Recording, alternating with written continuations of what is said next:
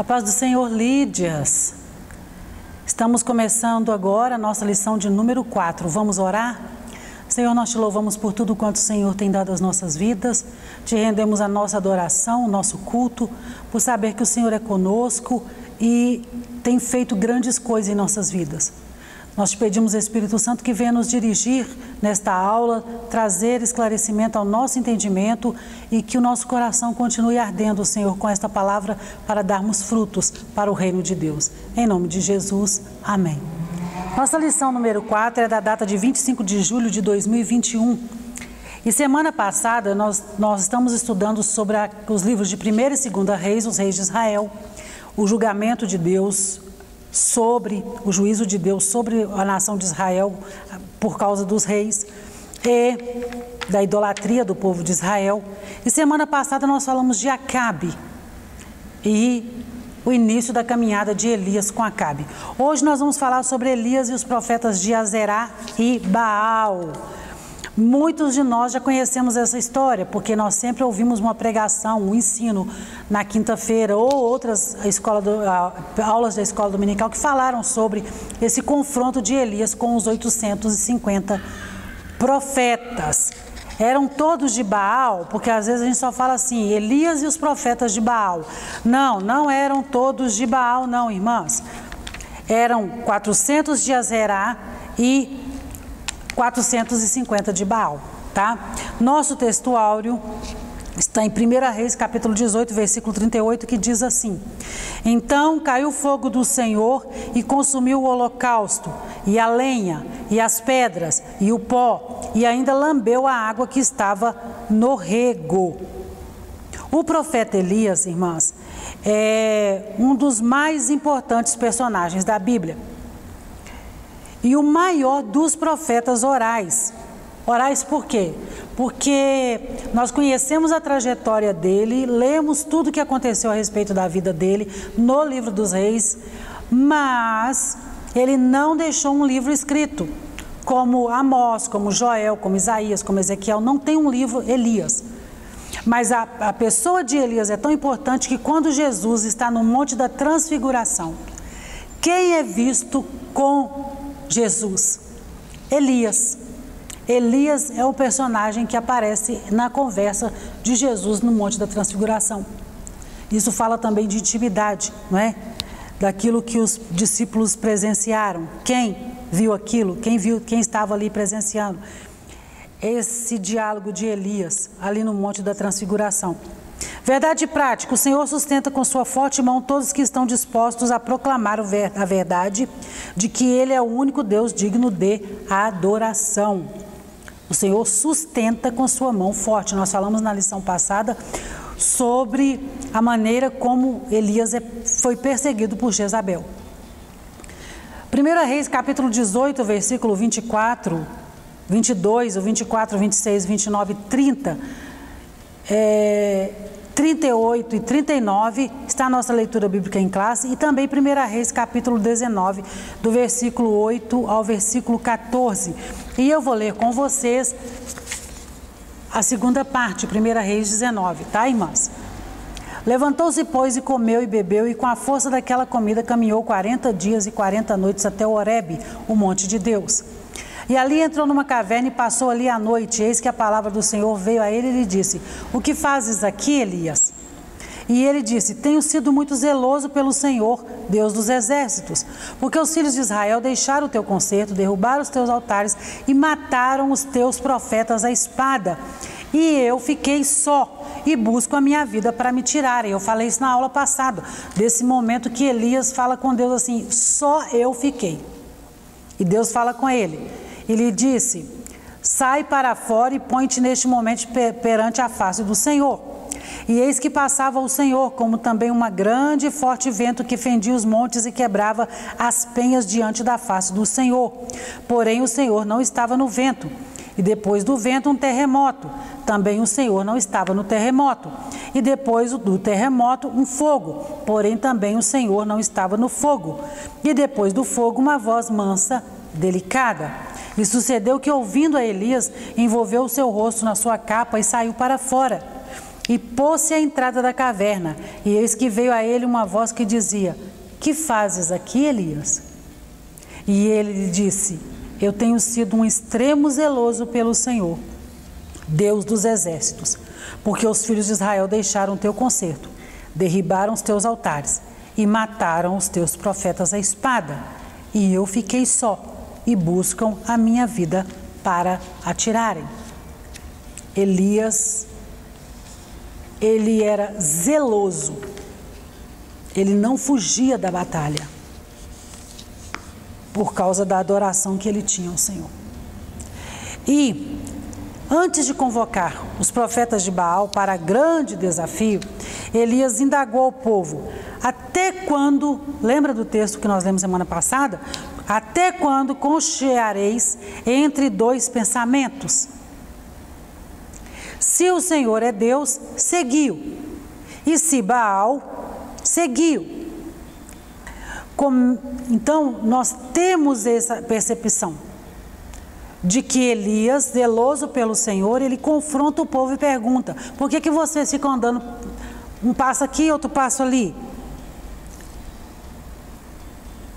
Aquele balanço da onda. Porque todos nós sabemos o que é cochear. Cochear é aquela pessoa que puxa de uma perna, às vezes por uma deficiência, algum acidente, e aí o corpo não é firme. Uma hora, quando dá um passo, ele pende para um lado, quando dá o outro passo, ele vai pender para o outro lado. E é por isso, irmãs, que o cochear em dois pensamentos tem um sentido figurado, de hesitar, de vacilar, de não ter segurança, confiança.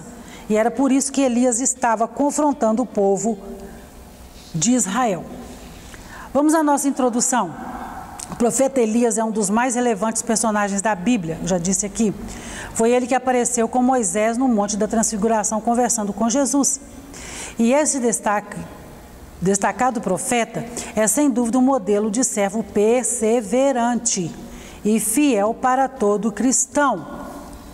Por quê? Porque Elias passou por momentos de desânimo. Nós vamos caminhando na lição e nós vamos chegar nesse ponto. Elias teve um momento que ele desejou a morte. Ele era humano, ele não era um super-homem, o resolvedor dos problemas de Israel. Na verdade, ele é chamado por Acabe de perturbador. Ele era homem como eu e você. E Tiago, quando cita Elias, se você puder ler comigo, por favor, essa referência está na nossa lição também. Tiago, capítulo 5, versículo 17. Pode abrir comigo, por favor, irmãs. Tiago, capítulo 5, versículo 17. Olha o que Tiago escreveu. Elias era um homem sujeito às mesmas paixões que nós, e orando pediu que não chovesse por 3 anos e 6 meses, não choveu sobre a terra. Quer dizer, Tiago está dando um testemunho daqui, de que esse homem que tinha falhas, ele perseverou. A nossa perseverança diante do Senhor vai ditar como nós vamos terminar. Na primeira aula nós falamos como Salomão começou bem, mas não terminou bem. A caminhada cristã, ela não é um jogo que quem chegar primeiro ganhou. Não. É dia a dia, é paulatinamente. Todo dia nós vamos crescendo diante das nossas convicções, diante da nossa intimidade com o Senhor, da santificação. Nós já falamos sobre isso em outras aulas, que a santificação ela é progressiva. Todo dia eu vou ser mais santo do que ontem. Amanhã eu vou ser mais santo do que hoje. É perseverar. Então, ele é um exemplo dessa perseverança. E nessa lição veremos como Elias desafiou corajosamente a idolatria em Israel, como orava de modo simples, mas cheio de confiança e como, apesar de tudo que fez, expôs sua humanidade ao cair em desânimo. Muitas vezes nós pecamos pelo orgulho de não querer que as pessoas saibam que nós temos fraquezas, que nós falhamos, que nós temos dores, que nós choramos. Não, eu tenho que ser, as irmãs têm que me ver como uma super Osana. Eu não tenho problemas.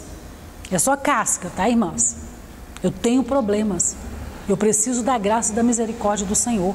Todos os dias, todas nós precisamos. Nosso ponto central diz assim: o Senhor sempre intervém a nosso favor diante das adversidades. E é verdade. Primeiro tópico, desafio no Monte Carmelo. Isso é um desafio. O primeiro subtópico diz: o zelo de Elias o pôs diante de um confronto. É difícil nós confrontarmos e sermos confrontados. Devido à apostasia do povo, que é negar a fé, e a falta de liderança espiritual do rei Acabe, porque ele veio de uma linhagem que não agradava a Deus e não preocupava mais com isso, e de outros que lhe antecederam, Elias, como alguém que conhece muito bem o Deus que serve, viu-se na condição de lançar um grande desafio diante de todos. Mandou chamar os profetas de Baal e lhes incitou dizendo: o Deus que responder por fogo, esse será Deus. O profeta foi levado a fazer isso em função da pergunta sem resposta que lançou antes do confronto: até quando cocheareis? Você vai ficar mancando entre dois pensamentos. Se o Senhor é Deus, seguiu. E se Baal, seguiu. Lembra o texto que nós lemos semana passada de Deuteronômio? Eis que agora eu coloco diante de vocês a bênção e a maldição. Escolhe, pois, a bênção. É o que Elias faz. O povo não tinha resposta para essa pergunta, porque estava em dúvida sobre quem de fato era o verdadeiro Deus. Por que eles não tinham certeza de quem era verdadeiramente Deus? Porque Acabe e Jezabel, assim como desde Jeroboão, foram colocando deuses estranhos, trazendo Deus para o meio das 10 tribos. Nós estamos falando aqui do Reino do Norte, irmãs.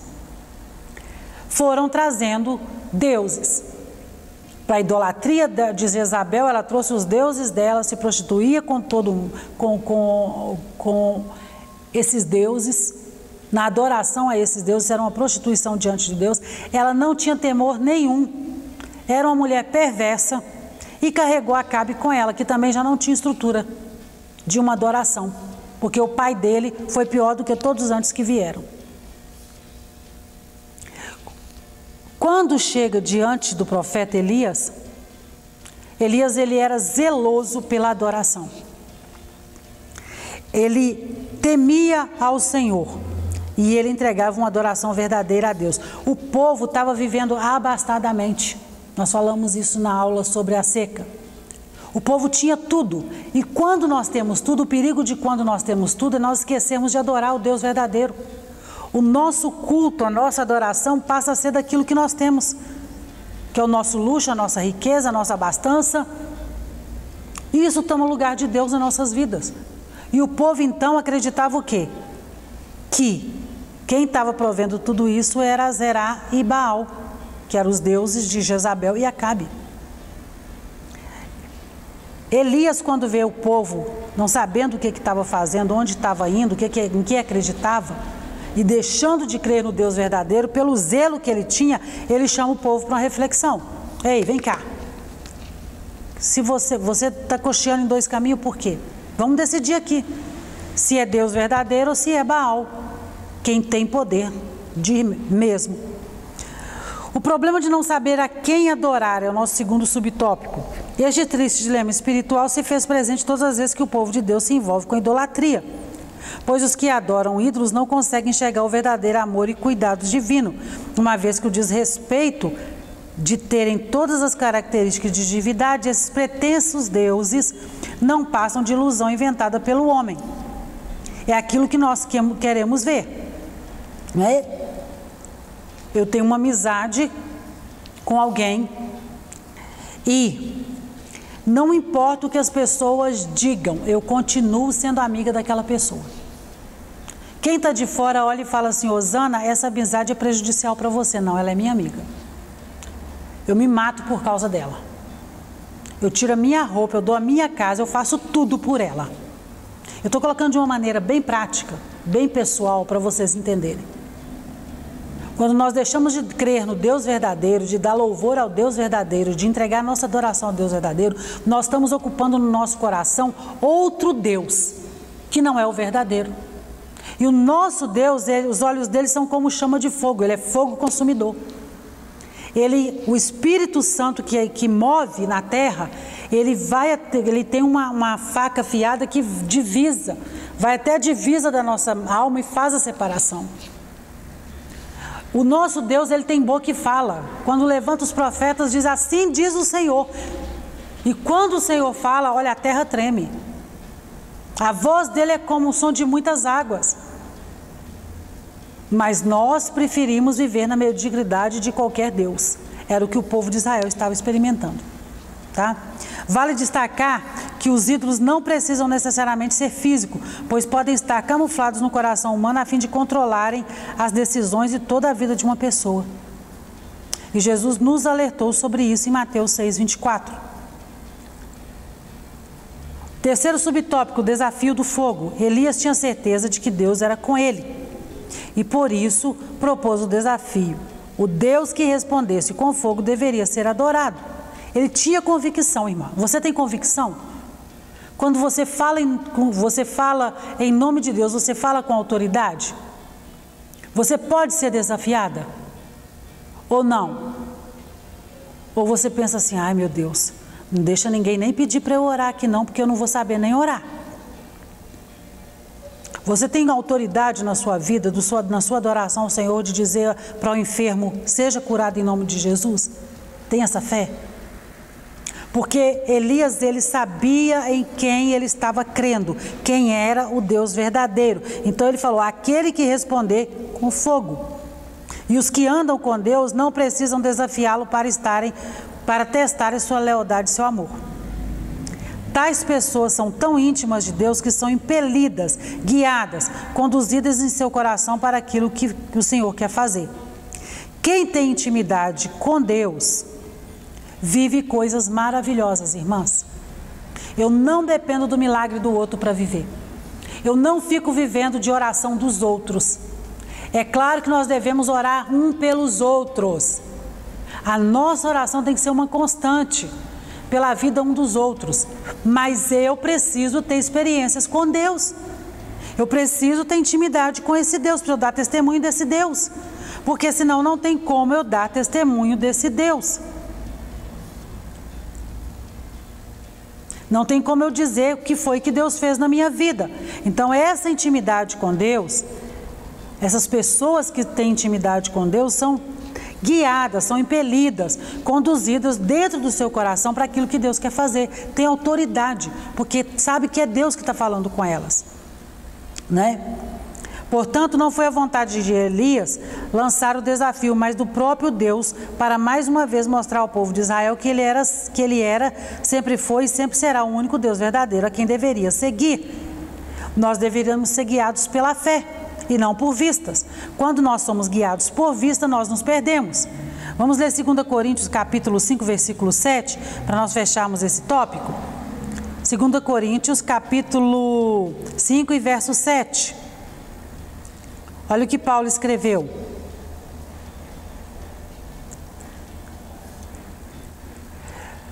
Vou começar no versículo 6. Pelo que estamos sempre de bom ânimo, sabendo que enquanto estamos no corpo, vivemos ausentes do Senhor, porque andamos por fé e não por vista. Mas temos confiança e desejamos antes deixar este corpo para habitar com o Senhor. Nós andamos por fé e não por vista. Tem gente que só confia naquilo que a mão dele pode tocar, que os olhos dele pode contemplar e que a boca dele, o nariz dele está sentindo o cheiro e mastigando. Não adianta eu falar que é bom, ele vai querer pegar e provar para ver se é bom mesmo.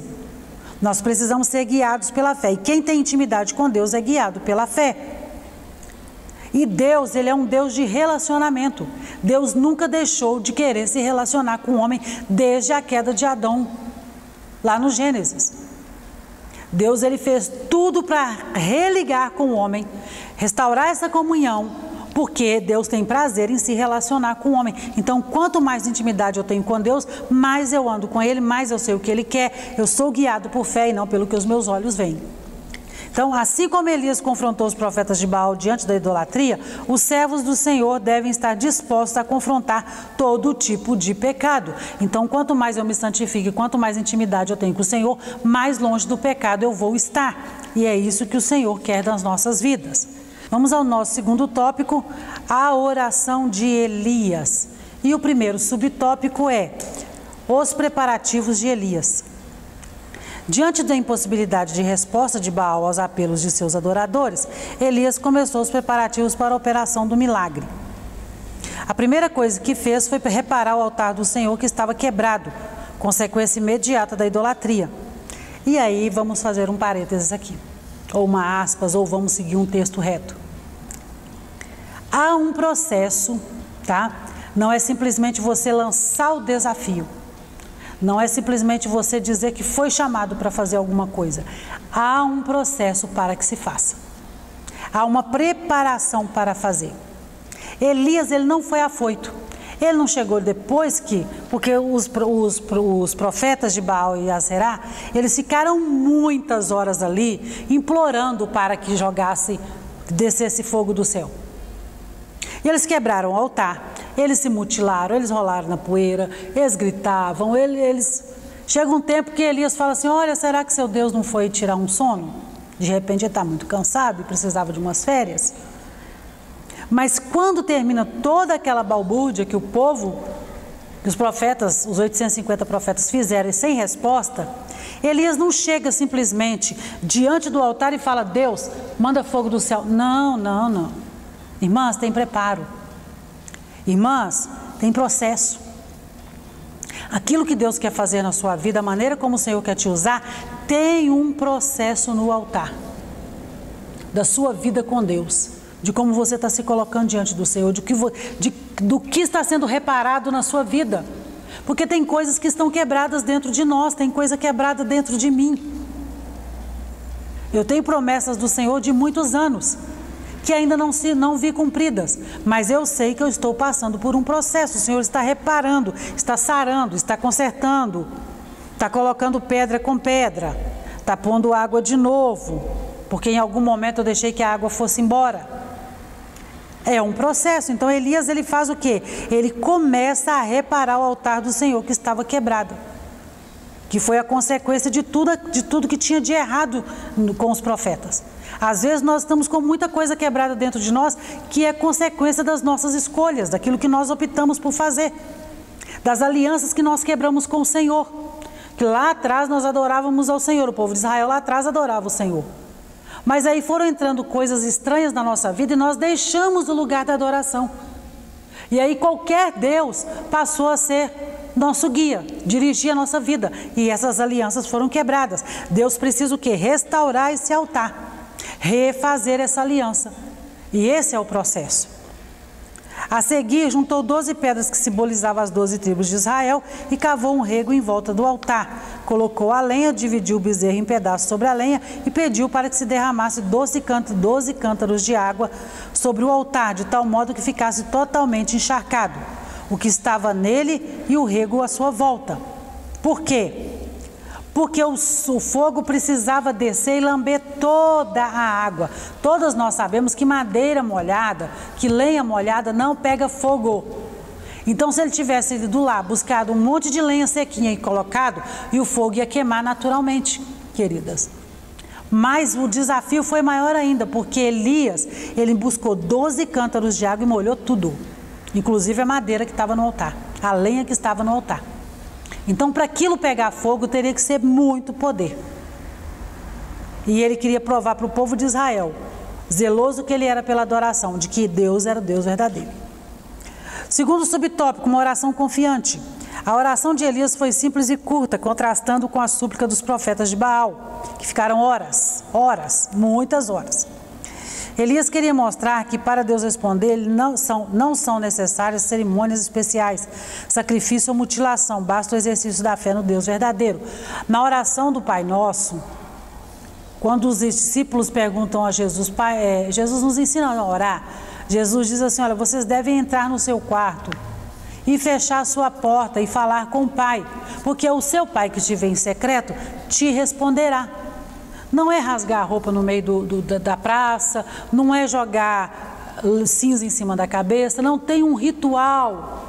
É simplesmente se relacionar com Deus, ter intimidade com Ele, porque você fala e Ele te ouve. Não precisa ter uma orquestra tocando, não precisa ter um hino de fogo na hora da adoração na igreja, para você sentir a presença de Deus e ser renovado. É simplesmente você estar conectado, se relacionando com o Senhor. Simplesmente isso. É relevante ressaltar que o profeta Elias, em sua oração, declarou diante do povo que o Deus a quem ele orava era o mesmo Deus dos patriarcas, Abraão, Isaque e Jacó. E o povo sabia quem era Abraão, Isaque e Jacó. E que pelo fato de também ser um servo de Deus e estar cumprindo a vontade dele, tinha direito à manifestação divina como resposta. Deus responde aqui, Jesus responde a quem ele é Senhor. Quem é o seu Senhor? Jesus. Ele vai te responder. Você vai orar ao Pai e o Pai vai te responder, porque quem é o seu Senhor? Deus. Ele te conhece, ele relaciona com você. Deus não responde a quem ele não conhece. Ele não atende a quem ele não é Senhor. E Elias estava dizendo, olha, você acredita, você sabe quem é Isaque, você sabe quem é Jacó e você sabe quem é Abraão. É o mesmo Deus que andava com eles, que é o Deus a quem eu sirvo e que vai me responder. Nesta oração, o profeta expõe o verdadeiro motivo de ter erigido aquele altar e da necessidade de Deus responder com fogo, para que este povo conheça que tu, Senhor, és Deus e que tu fizeste tornar o seu coração para trás. Não havia nenhum orgulho em Elias em falar isso, dizer, eu vou provar que eu sou o cara. Não. Elias estava simplesmente mostrando ao povo que Deus era verdadeiro pela adoração. Tu és Deus, o Deus verdadeiro. O Deus Baal existia na mente do povo, mas ele não era Deus, porque ele tinha boca e não falava, ele tinha olhos e não via, ele tinha ouvidos, mas não ouvia, né? Se a teologia do povo estava errada, irmãs, então sua crença forçosamente também estava. Nós temos que tomar cuidado com as teologias que nós ouvimos por aí, tá? Vem muita gente parecendo ser de Deus, mas nos leva para longe de Deus, usando o nome de Deus. Cuidado com os ventos de doutrina para os quais você está dando ouvido. Se nós ficamos cocheando em dois caminhos, hoje eu estou aqui, amanhã eu estou ali, eu estou ouvindo fulano, também estou ouvindo cicrano, cheio de simbolismos, que o povo de Israel tinha era simbologia, eram cheios de rituais, e nós, igreja de hoje, também estamos entrando por esse caminho. Tem lugares aí que é cheio de rituais, vela de não sei quantos dias, igreja, tá, irmãs?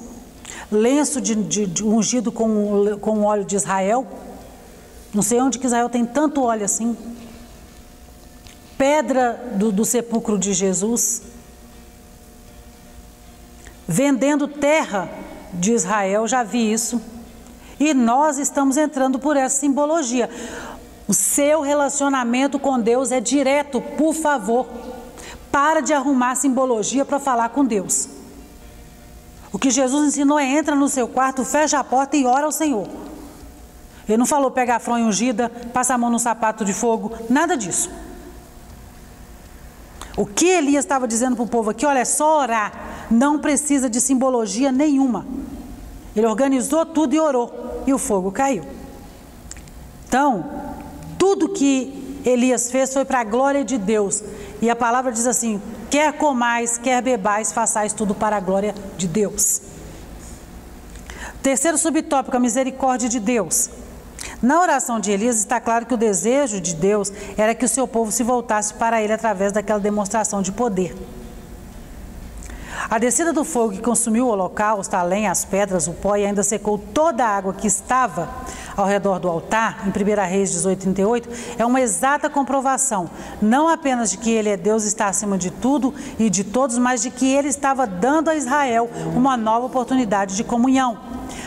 Nós, humanamente dizendo, temos o hábito de achar que porque nós pecamos, que porque nós falhamos em alguma coisa na nossa vida espiritual e material, que nós rompemos a aliança e Deus nunca mais vai nos ouvir.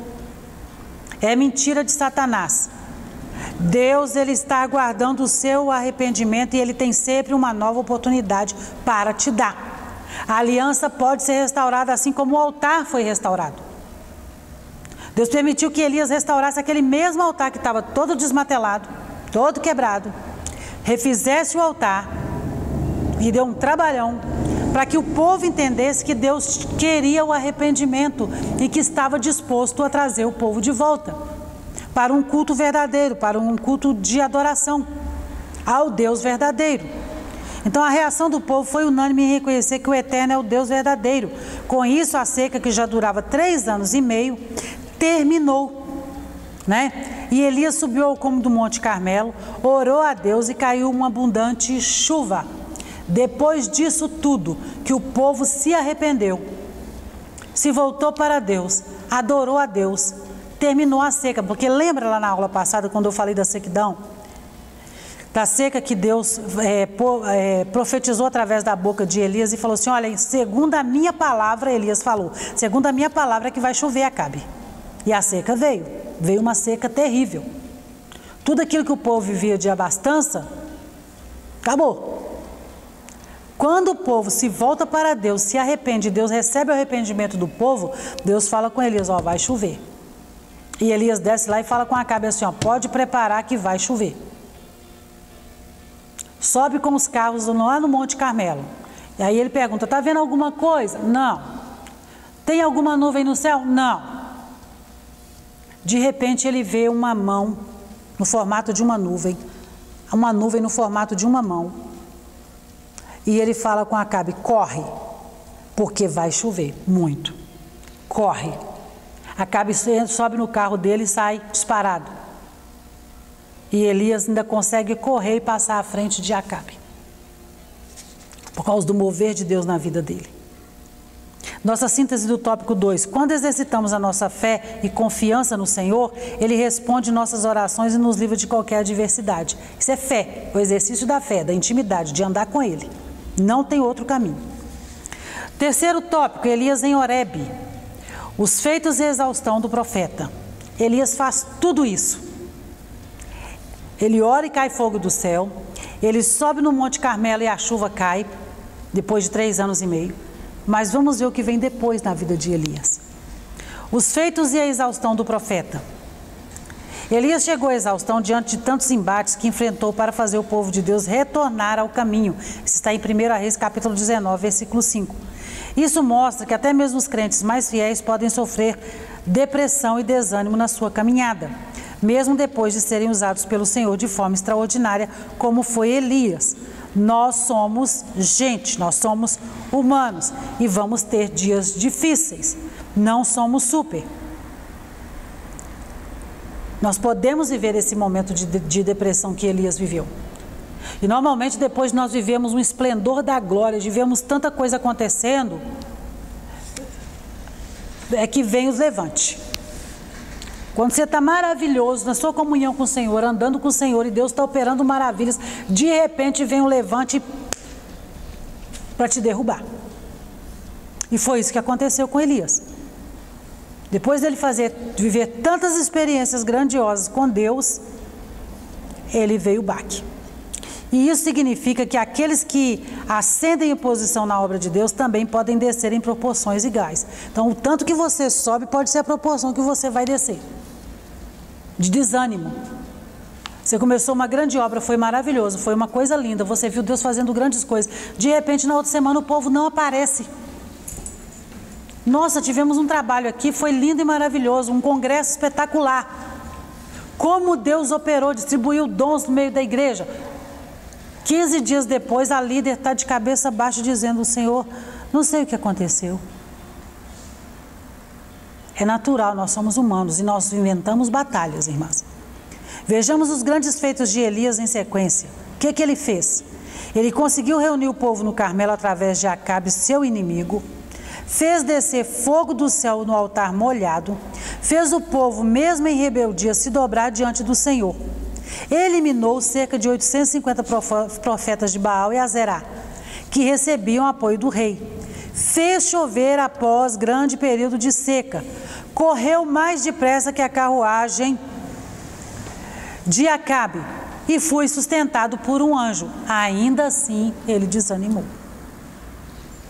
Segundo subtópico, o pedido para morrer. Tem uma amiga minha que ela usa uma expressão muito intensa. ela diz assim que Deus não aceita defunto oferecido. E foi que Elias, depois de fazer tudo isso que eu li para vocês aqui antes, ele chega à conclusão que ele quer morrer. E o mais engraçado disso, ou não é tão engraçado assim, é que ele correu de Jezabel para não morrer, mas depois ele fala, eu quero morrer. Então ele podia ter diminuído o processo. Mas é a confusão da batalha que nós enfrentamos na nossa mente. Os dardos inflamados do maligno que vem contra a nossa mente.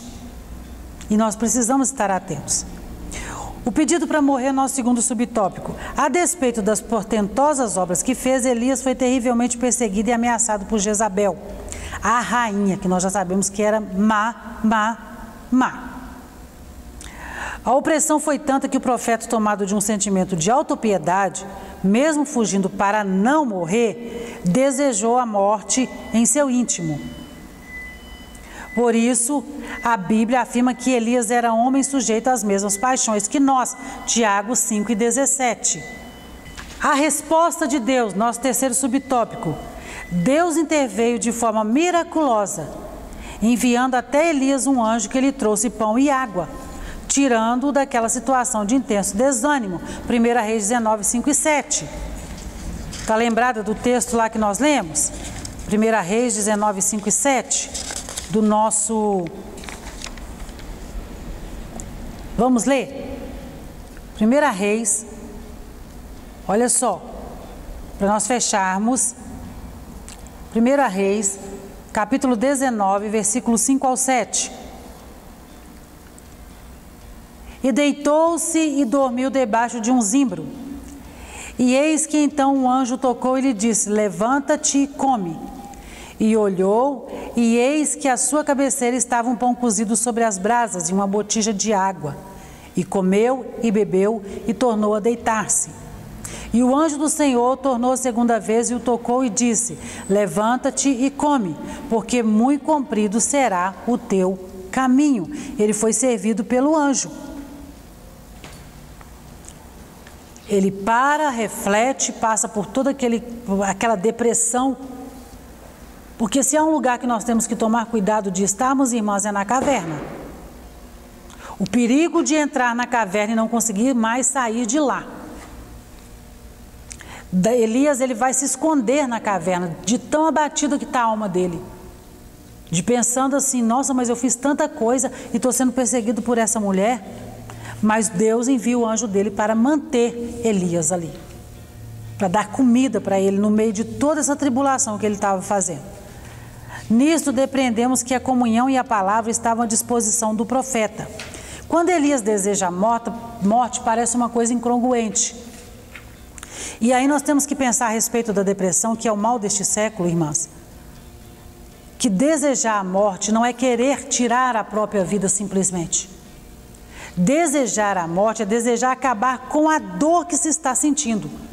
É um nível de dor na alma tão alto que a pessoa pensa assim, só vou acabar com isso se eu tirar minha vida, porque eu não vou sentir mais nada.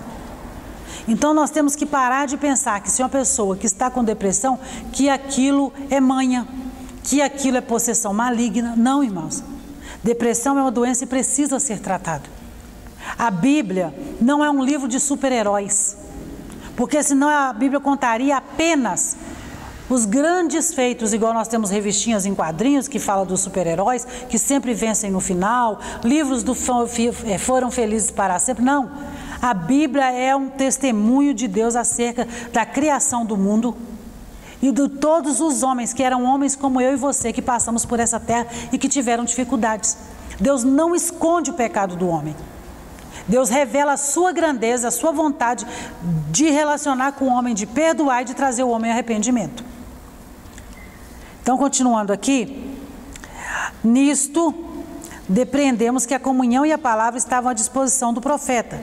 A partir de então, ele se deixou levar pelo mover de Deus através do vento, do terremoto, do fogo, da voz mansa e delicada, que é o texto que nós vimos na leitura bíblica dessa aula. E continuando aqui, Elias teve a oportunidade de confessar seu estado de desespero. E Deus lhe deu novos sentidos para continuar seu ministério. confessar. Elias, ele tinha intimidade com Deus, ele se relacionava com Deus, ele não escondeu de Deus que ele estava ruim. Ele não escondeu de Deus que ele estava com medo de Jezabel, ele não escondeu de Deus que ele estava depressivo, ele não escondeu de Deus que ele desejou morrer. Pelo contrário, ele falou com Deus o que ele estava sentindo. E às vezes, a maioria das vezes, o que nos falta é falar.